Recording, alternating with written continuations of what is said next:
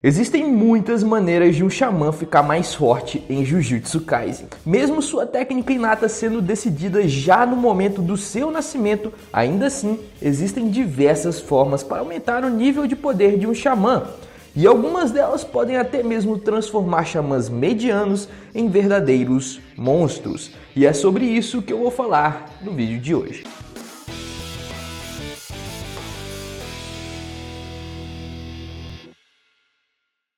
E aí galera, Lucas Dias na área para mais um vídeo de Jujutsu Kaisen. E hoje eu vou falar como é possível para um xamã aumentar o seu nível de poder sem depender de outras coisas como por exemplo o Sukuna dentro do seu corpo. Mas antes de começar esse vídeo eu tenho um pequeno recado para você que é caso você ainda não é inscrito nesse canal, essa é a oportunidade para você fazer isso. Pô, fazendo isso você vai me ajudar e também se ajudar, afinal você não vai perder mais nenhum vídeo que eu lançar aqui no canal, beleza? Então se inscreve aí. E antes de eu te explicar como os personagens podem ficar mais fortes em Jujutsu Kaisen, eu tenho que te explicar um pouquinho também sobre como funcionam os pactos. O pacto é a forma natural mais rápida que um xamã tem de forma natural de aumentar o seu nível de poder. Todo xamã pode se utilizar de um pacto para ficar mais forte. E nós vimos ao menos 3 oportunidades onde o pacto era muito útil. Foi quando qualquer xamã explicou a sua técnica para o seu adversário. No momento em que ele explica a sua técnica para o adversário, ele está dando ali uma vantagem estratégica para o seu adversário. E, em troca, ele acaba ganhando uma eficiência maior da sua própria técnica inata. Isso daí basicamente é um pacto feito com o seu adversário, o que melhora a sua situação. Já no caso do Nanami, ele utilizou um pacto de tempo, onde ele só conseguia utilizar uma grande quantidade de energia amaldiçoada depois de uma certa hora. E no caso da Mei Mei foi algo mais extremo. Ela tinha uma técnica inata bem fraquinha de começo, que era controlar corvos vivos. Ou seja, ela controlava um pássaro que não tem um poder maior do que de um pássaro normal. E para deixar esse pássaro mais poderoso, ela acabou fazendo um pacto dele, onde um ataque equivale à vida de um pássaro, fazendo assim com que esse ataque dos corvos que ela controla seja algo muito mais poderoso. E esse talvez seja o melhor exemplo do potencial de um pacto. Resumindo então, um pacto nada mais é do que um limitador ou algo que te prejudica a fim de te dar alguma certa vantagem. É basicamente isso, e pode ser qualquer coisa, você pode fazer pacto com basicamente tudo, desde que siga esses princípios. Mas beleza, até agora eu não disse nenhuma novidade. Mas o negócio aqui é que o pacto é algo extremamente importante no mundo de Jujutsu Kaisen e nenhum dos protagonistas utilizou desse artifício para ficar mais forte, o que é até mesmo um pouco estranho. E talvez nós vejamos esse artifício agora no Arco do Abate, que é um local onde eles têm que ficar muito mais forte de forma rápida. Então talvez o pacto seja um dos artifícios que eles têm para ficar mais forte e então solucionar esse Arco do Abate. E começando pelo Itadori. O Itadori é alguém que não tem nenhuma habilidade inata e isso com certeza é um fator muito ruim pro lado dele. Tá certo que ele tem uma força física ali absurda e um sentido de batalha muito bom, mas ainda assim uma falta de habilidade inata é algo extremamente prejudicial ao Itadori. E seria muito interessante ele utilizar pactos para ficar mais forte por ele mesmo, sem depender do Sukuna. E aí a gente lembra de um dos personagens mais queridos pelo próprio Itadori e que já se foi, que é o Nanami.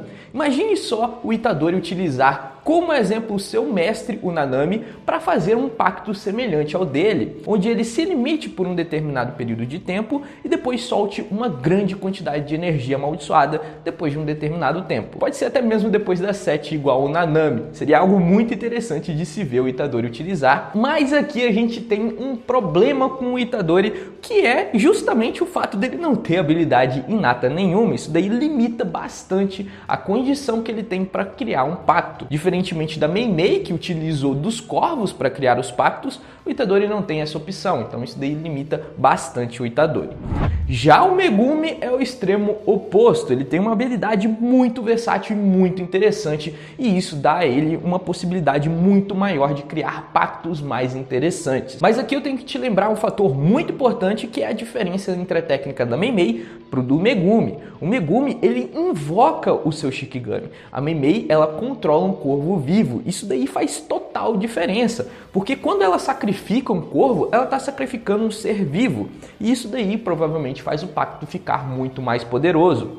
Já o Megumi, ao sacrificar uma invocação sua, por exemplo, os coelhos, muito provavelmente não vai fazer tanta diferença assim. Afinal, ele pode produzir tantos coelhos que matar um ou outro não vai fazer tanta diferença. Mas ainda assim, ele pode sacrificar de vez um Shikigami dele em um golpe certeiro. Imagine só ele sacrificar a Nui em um golpe certeiro para derrotar o personagem, matando definitivamente a Nui. Isso provavelmente vai aumentar muito o nível de poder da Nui, mas provavelmente não vai chegar ao nível do corvo da Mei Mei, simplesmente por ela não ser um ser vivo. Mas ainda assim pode ser muito interessante o Megumi utilizar desse artifício. E de quebra a gente ainda tem a versatilidade da habilidade do Megumi, porque quando ele sacrifica um Shikigami, ele ainda pode ser reutilizado a energia dele em outro Shikigami. Então mesmo ele sacrificando, como no exemplo a Nui, ele vai ter a energia da Nui em outro Shikigami. Então não é de todo ruim ele fazer isso. E talvez essa ideia de sacrificar a Nui pode ter sido útil nele, por exemplo, na luta contra o Haruta. Ele estava numa situação ali onde talvez ele sacrificar a Nui não fosse algo tão ruim assim se ele tivesse pensado nisso. Então com certeza o pacto ainda pode ser útil para o Megumi. Já quanto a Nobara, essa daqui sem sombra de dúvidas é aquela que mais precisa formar um pacto com urgência até, porque diferentemente dos outros dois, o Megumi e o Itadori, ela não tem uma forma clara de aumentar o seu nível de poder de forma a não ser utilizando um pacto. O Megumi, por exemplo, ele pode ficar mais forte só controlando sua expansão de domínio. Já o Itadori, só dele consumir os dedos do Sukuna, ele já ganha um aumento de energia amaldiçoada enorme e ainda tem a possibilidade dele conseguir uma habilidade inata do Sukuna. Então esses dois têm sim artifícios de ficarem muito mais fortes sem utilizarem pactos. Já a Nobara não tem esse privilégio. A técnica inata dela, apesar de ser bem legal e muito versátil, não tem uma previsão de aumento de poder tão grande quanto a desses dois personagens. Então talvez ela seja obrigada a criar um pacto caso ela queira seguir o nível de poder do Itadori e do Megumi. Senão, com certeza ela vai ficar para trás e vai virar uma Sakura. E aqui pode ser muito interessante a gente juntar o pacto com a insanidade da Nobara. A gente já sabe que talvez a melhor qualidade da Nobara nem seja a sua técnica inata em si, mas sim a sua insanidade em batalha. A mulher é louca mesmo. E isso pode ser muito útil quando se forma um pacto, porque quanto mais arriscado for, melhor vai ser o resultado, como o exemplo novamente da Mei Mei, que sacrificou um ser vivo para aumentar o poder dele. Então quanto mais prejudicial a ele mesmo, mais forte será a técnica.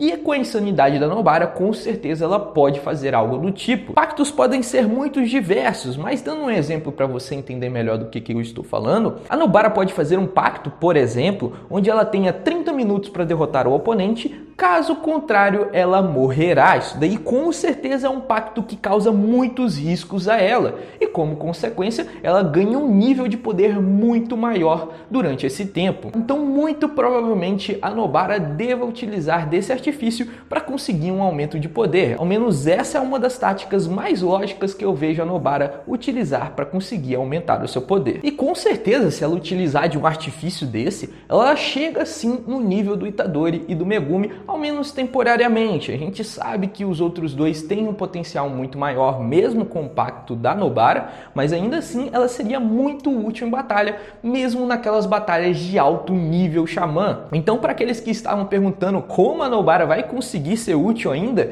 mesmo com esse nível de poder que está se transformando no Jujutsu, tá aí uma boa resposta em um artifício muito legal que ela pode utilizar para ficar mais forte. E bom, galera, era isso que eu tinha para mostrar para vocês. Espero que tenham gostado desse vídeo. E aí, o que vocês acharam do que eu disse aqui? Vocês acham que a Nobara vai utilizar de pactos para ficar mais forte? Ou você acha até mesmo que ela já morreu? Eu não acho que ela morreu e acho que ela vai aparecer novamente e acho que ela vai sim utilizar de pactos para ficar mais poderosa. Então diga aqui nos comentários o que você acha que a Nobara vai fazer para ficar mais forte. Eu quero muito saber e vai que eu crie um vídeo sobre isso, né? Então deixa aqui nos comentários. No mais, eu vou ficando por aqui e nos vemos no próximo vídeo.